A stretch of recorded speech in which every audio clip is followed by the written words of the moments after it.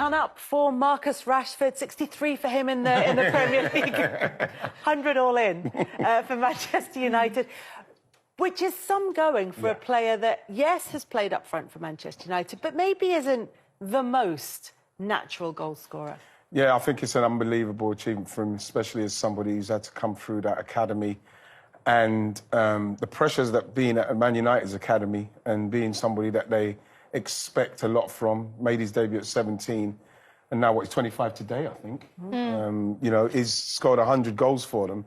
With everything what he's done, the significant impact he's made off the pitch, which is like come on top of the pressure that he gets anyway. So any kind of form that dips from him, he gets even more criticism simply because they say he's not focusing on his game. And, you know, it's been hard for him. He's even said it last season, he wasn't in the right frame of mind for whatever reason. And, you know, it seems like he's slowly getting back there to where he wants to be, you know, just playing football and doing the best he can and scoring goals, you know. And it's really hard for him because you always find that it's very feast or famine with him. They either, oh, Marcus is back, we love him so much, or he's playing badly, oh, leave him out of the English squad. It really does, it must be very, how can you say, tiring for him, you know? It must be very tiring. Because he's emotionally trying to battle against that the whole time. And there is that focus on him, which, as you say, he's brought on himself for the best of reasons with the work that he's done off the pitch. But it was interesting to hear him talk about the way that he's been feeling, where his head's been over the last season. Because I think if a player's injured, you can see that. You can look at the reports. They can physically measure it. But when a player's head isn't right, you can see the impact of it on the pitch, but you can't really put a reason on it. It's difficult for fans to understand. It's hard to measure. And one we obviously we don't want to measure. We want them to always be happy and healthy. But I think for Rashford, I think the way I saw it, and you can disagree, but when a young player bursts onto the scene, I think they're forgiven for any great stuff and any bad stuff. You know, mistakes on the pitch. They're young, they're raw, they're talented. Well, you did that, didn't you? Yeah, and then you kind of go through that period then where you're like, they think that you're older than you are, and then you're experienced. But for Marcus Rashford, you look at the managers that he's had, I bet you none of them coached him. They're all so results-focused. You see this young, talented lad come through. He's young. We were expecting so much from him. Then he does brilliant stuff off the pitch. But yet we've never, I wonder, have they nurtured him to really kick on another gear and educate him and coach him? Because all the managers are like, it's Man United, we need results. Yeah. We need to win. And we've forgotten about this human that needs a young player that constantly is nurturing. And you have to find your own way, and I bet you in that he's had to figure it out. And now he's at a point now where he's in a good environment, he looks happy. Looks like he's got a coach that might do that as well. Coach as well, and all of a sudden we've got, wow, Marcus Rashford's back. But did we actually help him in that period? Did we just let him figure it out? I don't know, I'm just saying from my experience that that for me is a most difficult period in your career because there's such expectations.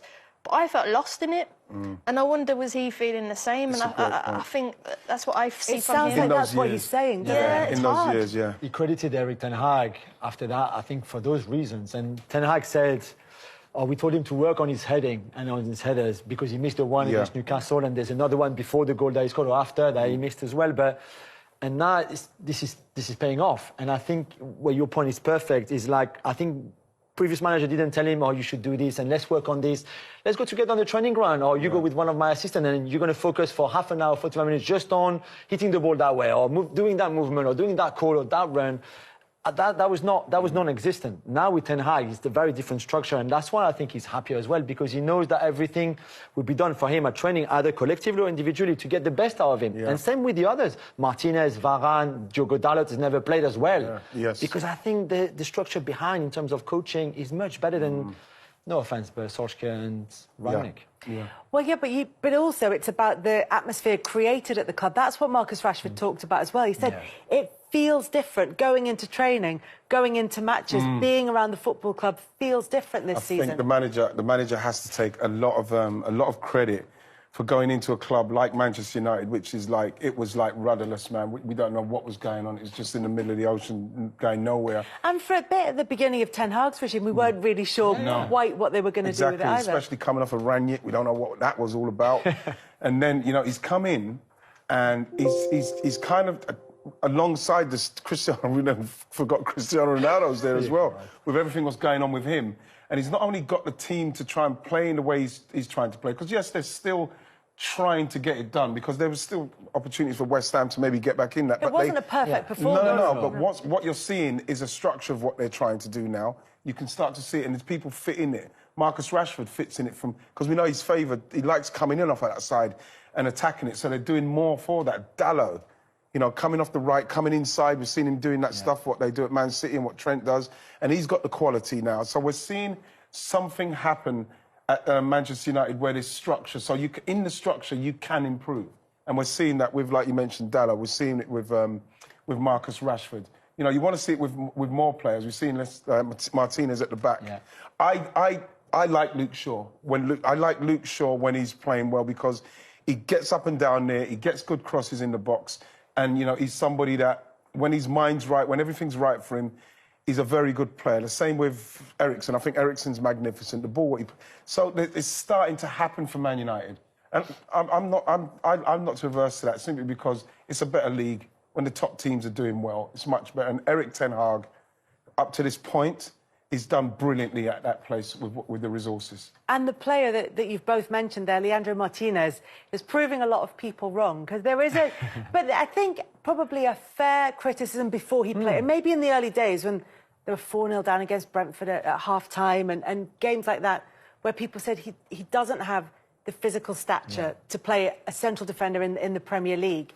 But what we've seen is being tall doesn't necessarily... or, sorry, not being tall doesn't necessarily mean that you lack aggression. Exactly. No, and I think he's got plenty of that, the grinta that he has. He's a fighter anyway, and I think he would take on any strikers in the world, whether it's Erling Haaland or Diego Maradona, or whether they're big or small or quick or slow. He might struggle going up to head the ball against Erling Haaland. Yeah, maybe. but I think and to be fair, I think City targeted his side of the defence against United, and he worked well for them, but if he can't win the ball in the air, his reading of the game is great, and his positioning is very good, and I think people have discovered that in this country. The thing about it is, Kels, is that when you've got a centre-half that is that size, of course, a good like I said, you can target him, because there's nothing he can do about his size. You know what I mean? So if you get the ball in and around him, he's probably going to lose that duel. But what I see with him in the sense of his positioning, he's playing out of defence. You know what I mean? I saw that West Ham broke on him twice when Harry Maguire went in and committed himself, and he's the one who came round, held him up, showed him down the line, you know, Benrahma, and just slowed it all down. We're talking about a top defender. We are talking about a top defender, and I'm quite pleased that he's starting to show people, because the quality will come through. Easy to just point your finger at someone and say, look how small he is. I remember the first time I played against Cannavaro at Napoli. Thinking, my gosh, he's a centre-half. You know what I mean? Then when he started, to be fair, he could jump, jump out of the studio. Like Zebedee. Size means nothing as a centre-half, and plus, he's, like you mentioned, rightly mentioned, Jules, his positioning and his ball-playing skills are fantastic. Yeah, I wonder if it's something that we just do in the Premier League naturally anyway, is say... I didn't want to say it, but yeah, it's lazy. No, but we concentrate on what people can't do. So that, for example, and we'll talk about him later, and it's a slightly different situation this season, but Trent Alexander-Arnold, with the concentrating on, well, which part of his defensive game is he lacking, rather than talk about what he brings to the team and why he might be chosen. Similarly, it's very negative, with Martinez, it's, well, OK, so he might not win the one-on-one duels for a header, but everything else that he brings to the game outweighs that. Kels, it's very... It's lazy punditry. It's like what they say about managers. Certain managers, he's not managed here, so he can't do it. And then they say, he's too small in the Premier League. It's going to be too much for him.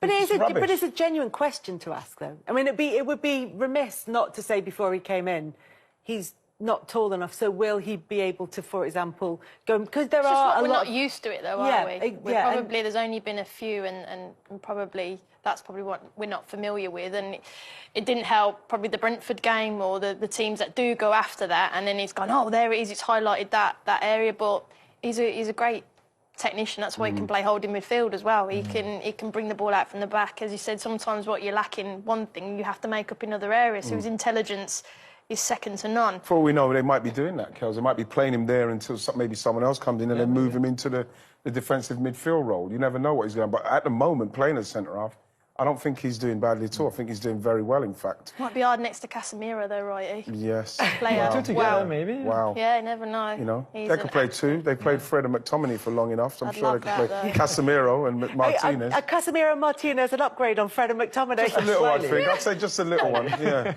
But Casemiro, as you say, Oh has my God, been love him. fantastic. Took a while for him to actually start games for Manchester United, but now he has. I think like he just embedded him really well. Just didn't put him right in at the deep end. Got him in, got him feeling it, seeing the system and everything. He just made such a difference. I remember watching him in the Champions League. Sorry, Kelly. Watching him in the Champions League final. He was just how he reads the game, his positional sense, and you're thinking, oh, they've signed a player you probably wouldn't give a certain age a longer contract or put so much. He's just an absolute joke.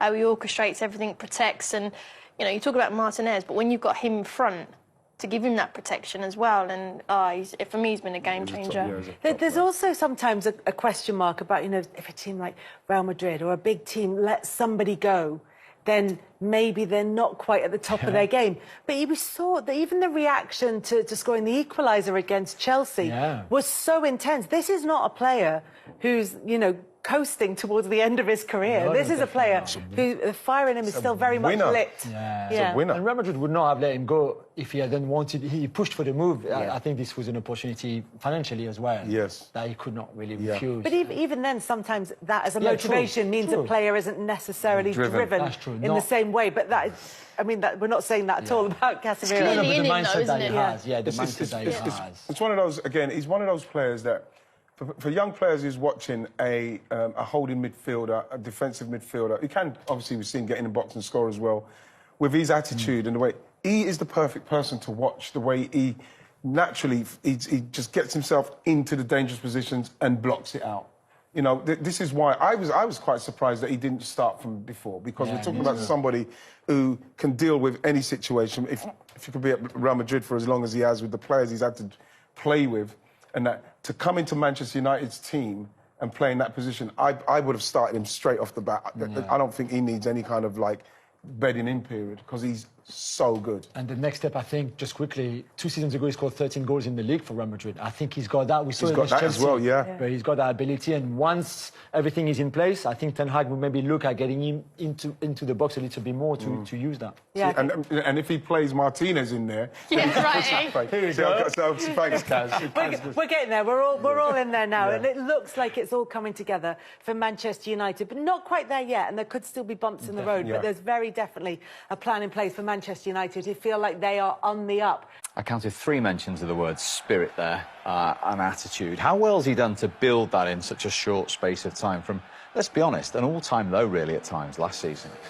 Yeah, you know what, I think everybody talks about signing players and playing philosophies and style, but I think the best teams I ever played on, there was a togetherness in the dressing room, which you stuck together in difficult moments, right? So you've been there, you know what it's like when you only really know a team and its players when you're under pressure, and then you see how they respond. After the first 2 games, you thought, wow, this is way worse than we thought.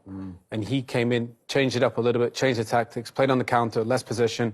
And all of a sudden now he said about control. He wants more control in the game. He doesn't want the defenses to have to do so much, to have the head to make so many saves. He wants them to have the ball and control the game. And that's his style. But they're doing a bit of both now. Defensively, they're solid variety. And on the ball, they're improving as well. I think that you can't underestimate the enormity of the job that he's taken on with everything that's going on upstairs with Manchester United and the playing staff, the Cristiano Ronaldo situation. For him to then, you know, and the poor performances, for him to come in like he has done and turn it around slowly. I think Ronaldo's kind of like contributed to the fact that he's got more time because of the way he's behaved in certain situations. He's made it easier for Ten Hag, because maybe if he didn't make so much noise off the pitch about not playing and walking off and that, it might have been to put more pressure on him. But that the players have responded. You've heard the players talking about different players. Everybody's playing well. Marcus Rashford, they're reeling off. David De Gea reeling off of like 5 or 6 players who are playing well. He's turned it all around, and they're on his bandwagon with where he's going, with what they're trying to do. And I think that up to this point, he's got to be commended for what he's done. I think it's a magnificent effort up to this point, simply because of the club he's gone into and the noise that comes with that, and having a superstar like Ronaldo on your books, that you've got to deal with all that situation. It's underestimated what he's doing. I don't know, Ajax is a big club in Europe and Holland, but this is a whole new level that he's used to on a personal level as well. Yeah, and the spotlight, as Wright mentioned, we've seen that with a lot of players that have come here, huge players that have come here, and the spotlight maybe hasn't been so kind to them, which Manchester United brings because of the expectation that it brings, and maybe not rightly so because the squad hasn't been at the level to compete with Man City and Liverpool. But I'm with Wrighty. Credit Ten Hag, you know, tough start, as tough a start as you could have had after Brighton and Brentford, you know, and everybody thought, woof, you know, what's going on here?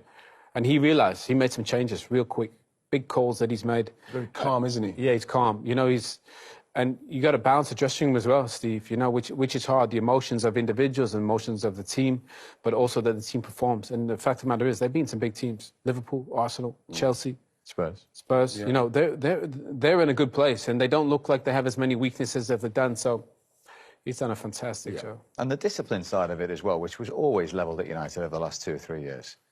Yeah, well, he's sorting everything out. And like I said, with him and his personality, he seems very calm. You know, and the Dutch are very straight talking. I get the impression that if you're in and around him, if he's pulling you to talk to you, he's looking you straight in the eye, telling you what he wants and what he wants you to do. And I feel that a lot of those players, and they do look a lot fitter and a lot stronger. I think a lot of those players have probably had the talk with him. You know, he's somebody that, when I read that, everybody talks about the 13 kilometres that they had to run after Brentford. But they kind of left out the fact that he ran it as well, because he said that he was to blame as well.